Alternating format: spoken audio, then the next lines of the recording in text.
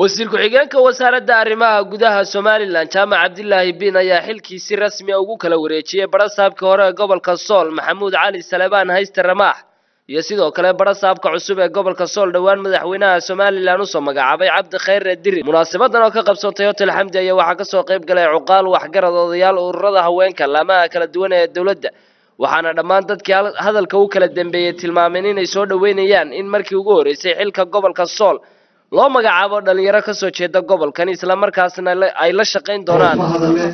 saakaalka waxaynu isugu dhigay kala wareejinta xilalka xafladan aynu qabanay barasaabkii hore ee gobolka Ramaax iyo barasaabka cusub Cabdi Khayre Diri, barasaab ku-xigeenkii hore Cabdi Dalmar iyo barasaab ku-xigeenka cusub Maxamuud Axmed Maxamed. waanu idin soo dhaweynaynaa, waxaanu idinku soo dhaweynaynaa kii tagayna aan ku sagoojinayna wanaag.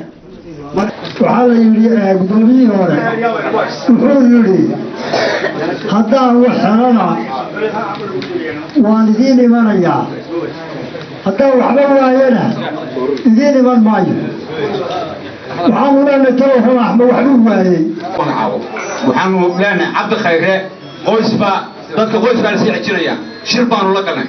waxaanu ummadda gobolka ku nool waxaad ugu shaqaysaa cadaalad ugu shaqee oo wanaag ugu shaqee oo sinaan ugu shaqee. Cabdi Khayre Diri hadalka wax badan baan maqlayo la iska daba qaaxay.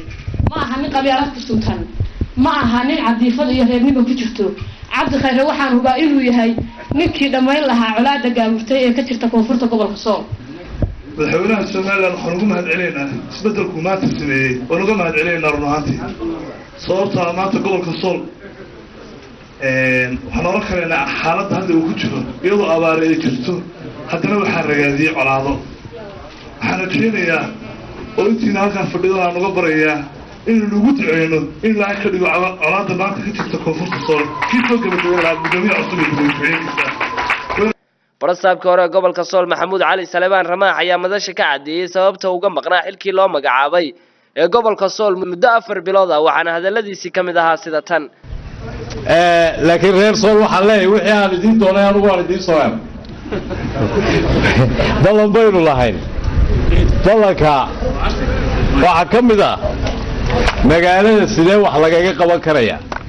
nin shanta galabnimo dhuumanaya, nin aan deegaankan u dhalani inaanu waxba ka qaban karaynin ayay warbixinteedii ugu horeyso 22 beja aan ku deysgareeyay.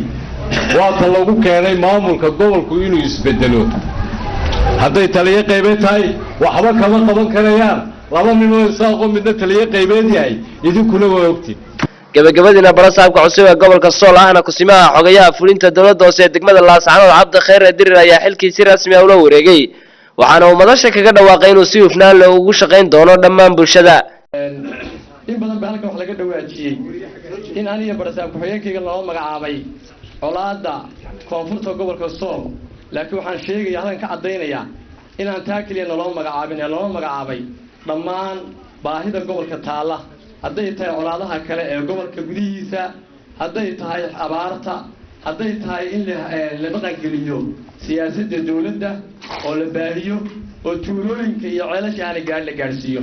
waxaan cadeynayaa halkan ka cadeynayaa mar labaad inaan la baqagelin. waxaan qabaa haddii aanu aniga barasaab ku-xigeenkayga iyo maamulka gobol heer degmo iyo heer gobol aanu dhinacyadaas qabsanno inaanu ka jibad keeni doono ama soo afjari doono dhammaan colaadaha gobolka taagan. ilaahayna waa ka rajeynayaa.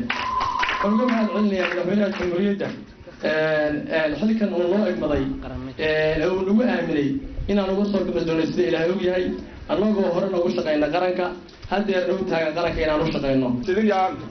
madaxweynaha Axmed Maxamed Silaayo magacaabista oo magacaabo noo idmaday